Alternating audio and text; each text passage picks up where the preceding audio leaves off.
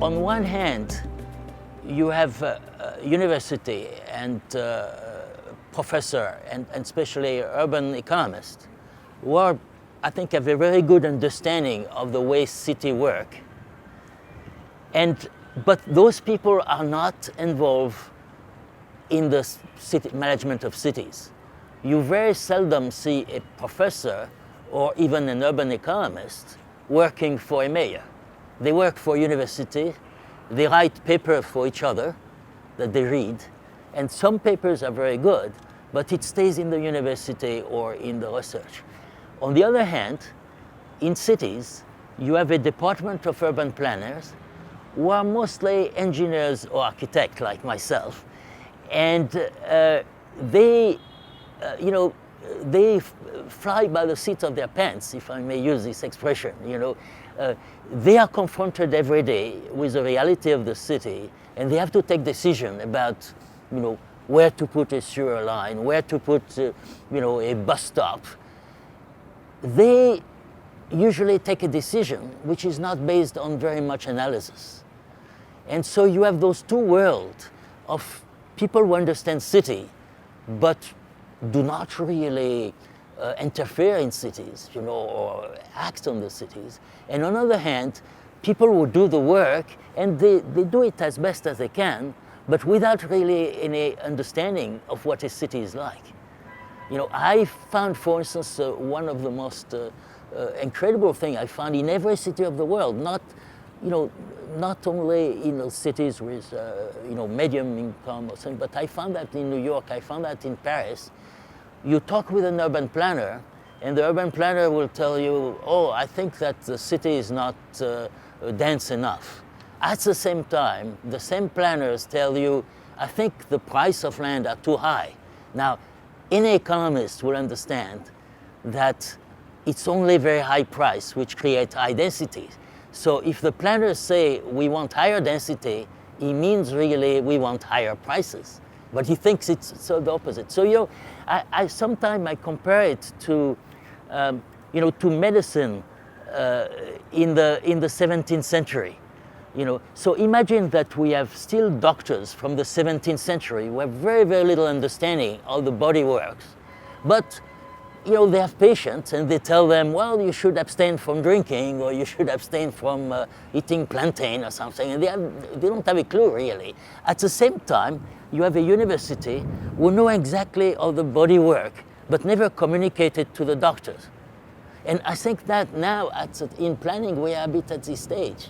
So it's not that the urban economists are the good guys and the planners are the bad guys. I think both of them have their shortage. The economists are not interested in action.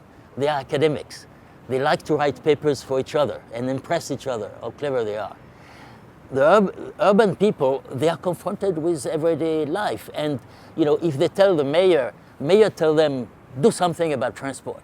If they tell the mayor, look, I need 6 months to collect data, I don't really understand what's happening.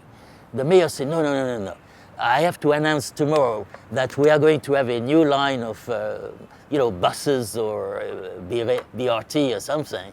We have to do it. So the tendency is to do it immediately without really understanding what it will do. Another thing too is because people who are acting, acting in cities are mostly architects and engineers, like myself. I'm an architect, but because of their education, they do not understand markets. They have a complete, even I would say, rejection for market. They think market is speculation and things like that. So, but a city is made of market, really. The price of a house is set by the market. If the government sets the price of a house, that they give to poor people, they say, all right, this house, we will charge you only 1,000 pesos per month. There is a real market value of this house. And even if the government fixed the price, the real value will appear. It's still there.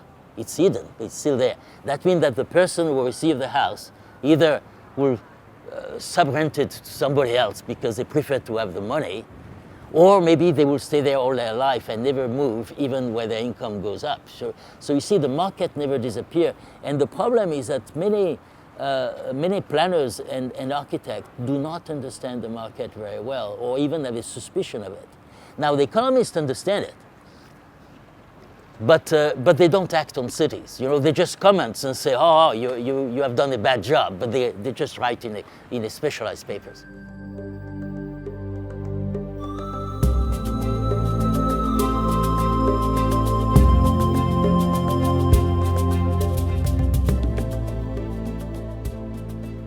To use formula, to stay on the same track of what was successful 20 years ago. Many of the cities of Latin America now are much larger than they were 20 years ago. And when a city grows, you cannot just replicate what was good at a certain scale and replicate it at a large scale. You have to invent new systems.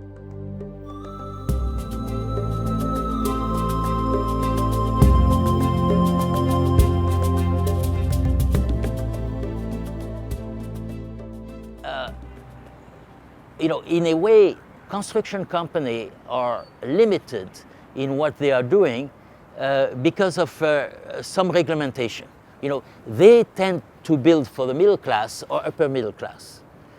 It is not, you know, so some people say, oh, because there is more profit in doing that they are not interested in the poor. This is not true.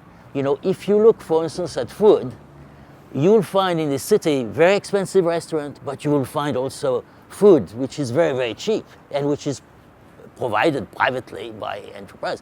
I will say even that, you know, if I take the example of the United States, you know, McDonald's makes more money, and it's a completely private enterprise, than if I open a French restaurant in New York. You know, you know, if I am so why it is not the same for housing? You know, after all, there are a lot of people who are poor and want a house. Why don't we have the equivalent of a McDonald's for housing? And I think that it's the regulation.